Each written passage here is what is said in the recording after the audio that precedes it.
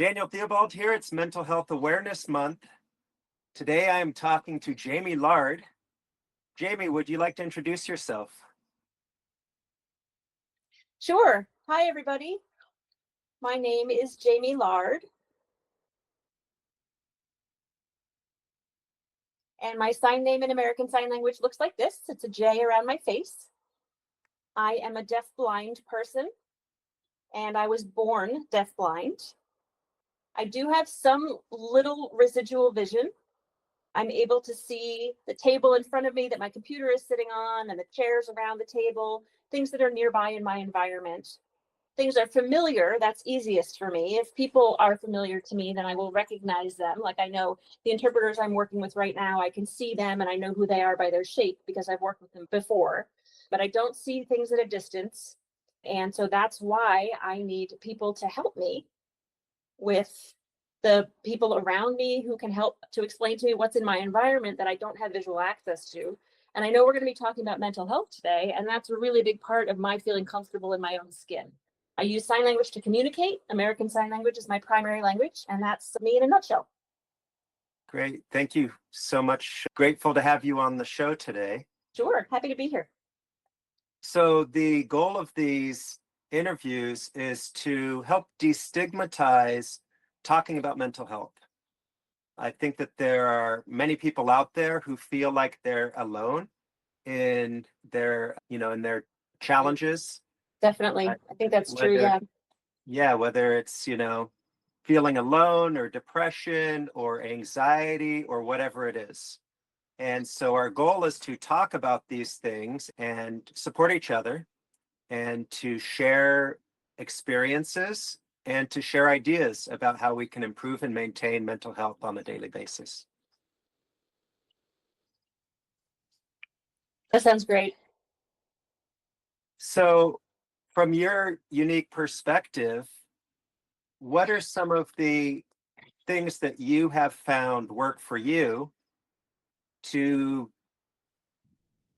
improve, maintain mental health, to remain positive even when things are challenging? Why don't you talk a little bit about your journey and your strategies?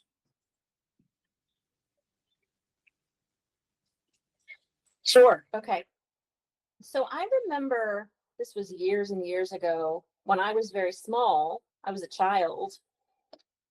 I was very lucky that my mother and my father and my whole family, actually, my grandparents, all of them were very supportive of me. I was a very loved child, and they saw me for who I was. They recognized that I was lonely sometimes and isolated as a deafblind child, and they were very encouraging of me to go outside and play. Something as simple as getting on the swings. We had a setup in our backyard with swings and a slide, and I had a great time out there. So they wouldn't let me just sit, right? They would have me outside. I would have my friends come over. I was at the Perkins School for the Blind in Watertown, Massachusetts. And a lot of the other kids were blind like me, but they could hear. And so we had a cottage where we stayed and we could play. And it was great fun for us to be able to do that once we were on campus together. I had a fantastic time swinging. It was my favorite thing of all time to go out and do. And that really would help me feel better if I was having a hard day. I also had my grandparents and cousins who would come over to Perkins once I was there. We would have family join us at the cottage, and we would all just play together, being together in those spaces and having a good time, whatever that was. We would have birthday parties for friends. When it was my birthday party, they would come around as well. So just being like around other people. And when you're a kid, just playing outside, that was something that was great fun for me. Mm-hmm. I also love Christmas, and that's to this day. Celebrating Christmas is something that always makes me feel really good every year. And I see my brothers usually around that time. And so back then when I was a kid, we would play, and now we're grown-ups and we sit around in a different way, but we would have conversations with family. Also, as a family, we used to go camping a lot, and that meant we were out in the woods. And I was always so excited to do that anytime I had the chance to go exploring in the woods or out in nature. So I would say camping, definitely. And we did it in Natick, Massachusetts. That was a place we could go just for the day, to camp for the day or just for a little while. And we did some traveling around to do that as well.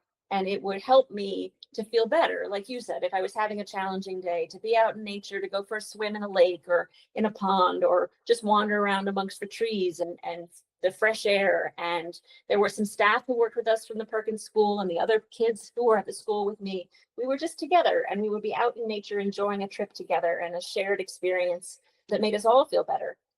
When I was at Perkins, we also did crafts. We would do arts and crafts. Tie-dye was one of my favorites. We would tie-dye shirts quite often, and that was great fun. And things that were accessible to me without having to see very much, like painting. That would be great fun also. So being active has always been really important to me.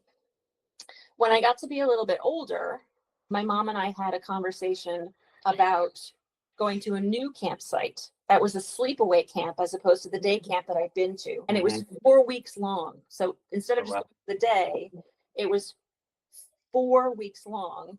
And it was in Vernon, Connecticut at Lake Winnipesaukee. So I went there with my family to look around before we made this big decision. And I met the staff who were going to be there to make sure that all of us campers were safe and had a good time. And they did know some sign language because that camp was for blind kids, but hearing blind kids. And the staff had undertaken their own to learn some sign language because they knew that folks like me were coming. So there were other deafblind kids there also. And we were together, and we had a cabin to ourselves for the whole 4 weeks. And we just had a fantastic time. I can't tell you how much fun that was to be out. You know, we did different programs. We had different classes. There were tons of activities. And for breakfast, lunch, and dinner, we were together in the cafeteria. We'd be in the dining hall, and we ate together, and we played together, and we were out in nature together, and it was terrific fun. Sometimes I do like to be on my own. You know, when we talk about mental health, sometimes it's important to be alone. And I used to do that as a kid as well. If I felt like I'd had enough social time, then I like to be by myself. But often I was just as interested in being out with other kids, whether that was swimming or kayaking or, you know, I love to learn how things work. I love to learn how to use the canoe. That was something I learned when I was at camp. Staff and the other folks who were camping, we had a great time learning how to do that stuff. And then at night, we would have performances and music, and people would sing. Some of the kids who were blind and who could hear would sing, and that was really interesting for me. And we just sit on the beach together, maybe make a bonfire, sit around, chit chat like people do. It's a really great memory for me. Those were really fun times. And I took swimming lessons also. I took a swimming class when I was there. We did drawing, like I said, we did woodworking as well. And there were all sorts of things that were very interesting to me. Nature, because it was about nature. We went on hikes, all sorts of things, being out and about, being busy, those kinds of things always felt really good to me.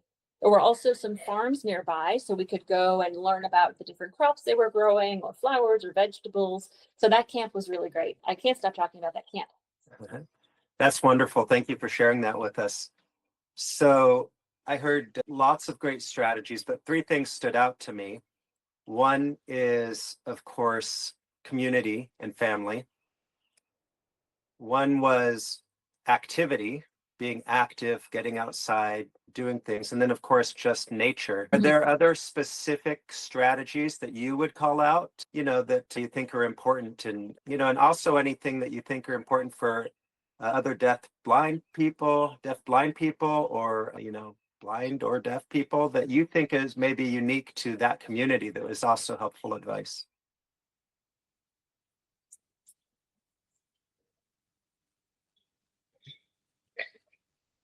I think maybe, could you give me an example of what you're thinking of, Daniel? Oh, yeah, I don't know. I'm just wondering if there are other ideas that you have. You know, we've talked about things like meditation. We've talked about things like journaling. People have had suggestions around, you know, all kinds of different activities that they use, you know, to help them, you know, maybe get out of a dark place or to look outwards instead of inwards, those kind of things. I see what you mean. I think nature's number one for me. Like any way I can be in nature. You're talking about meditation. I might do that by being out in nature and absorbing the smells and the breeze or things that I can appreciate. Those are things that make me feel good if I'm feeling sad in particular, or even on a regular day, just make me feel good in general. That's great. Well, so really appreciate you being willing to share your experience with us. We post these interviews on LinkedIn, so we keep them short. But if you have any other thoughts or advice that you would give somebody that you care about deeply, if they were struggling to stay positive, what would that be?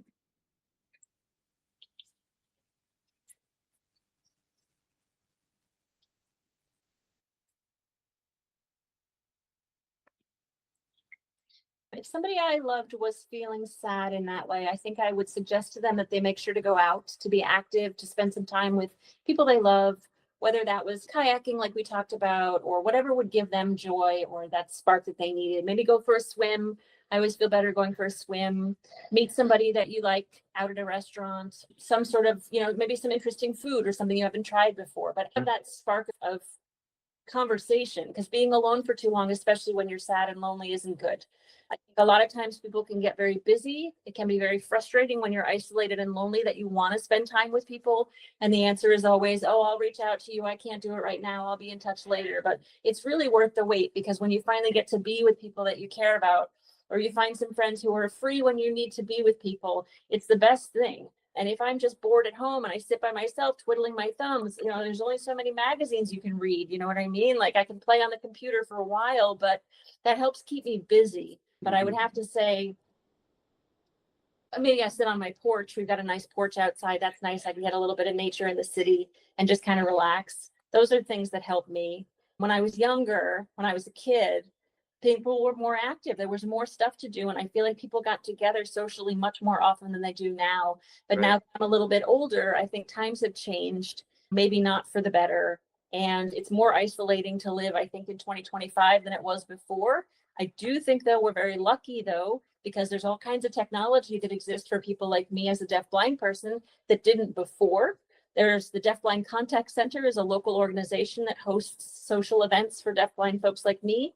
And they're having an event tomorrow. Actually, that's my plan, to be there all day to meet the newly installed executive director of the DDCC. How and can we're people, also they're gonna be providing Chinese food lunch, and that's always good too. and how can people become part of this community if they're not already?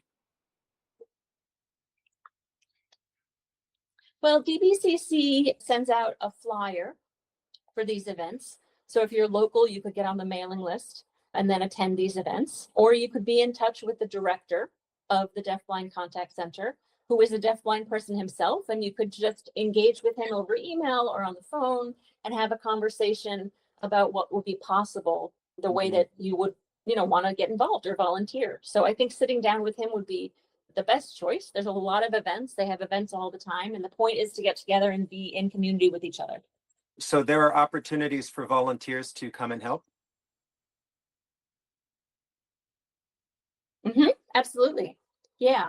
We do have volunteers who work with us. They're called, there's this particular term, SSPs, support service providers.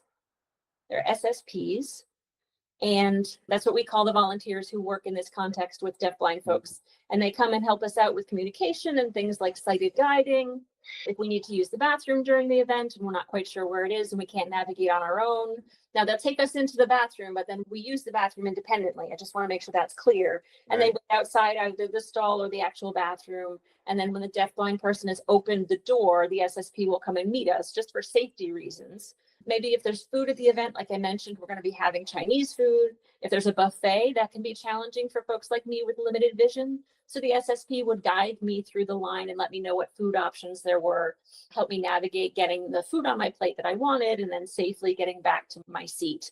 But so maybe I want chicken and rice and maybe vegetables or something like that. And the SSP would help me because I'm not able to see to serve myself. And it's very important, first of all, when folks are working as SSPs, that they let the deaf-blind person lead the interaction. They should always ask if the deaf-blind person would like assistance. And if the deaf-blind person says, can you help me? Do you mind doing these things for me? Can you put the food on my plate, for example, if it's too much to juggle, if I'm holding it all? It's really important that the SSPs ask before they do things. Like maybe I would ask them to get me a drink or to get me a napkin and to get me at the table, that sort of stuff. But communication is key when you're working with somebody like this because it's a very intimate relationship. I assume that it's important for people to know American Sign Language, but are there volunteer opportunities for people who don't have those skills?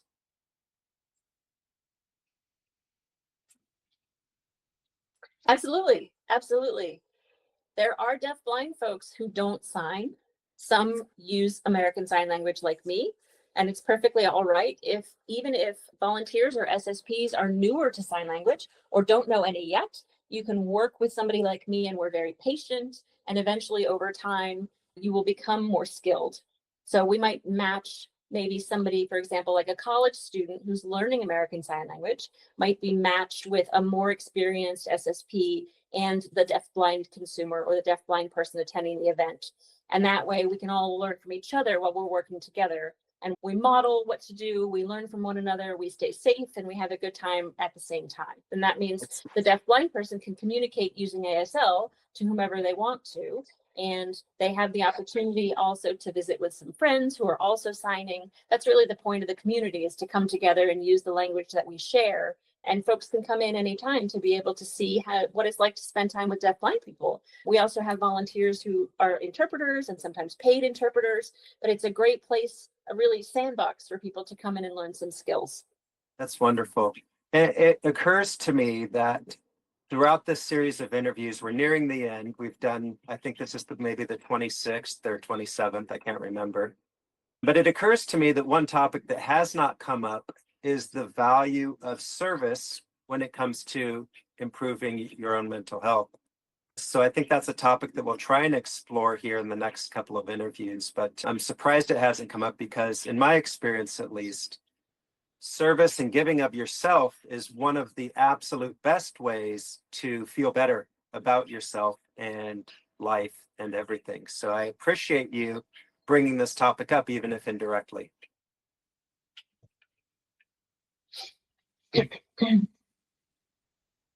Sure. Yeah, you're welcome. We're going to wrap up here, but I want to tell you how grateful we are to you for sharing your experiences with us, and hope you really enjoy the event.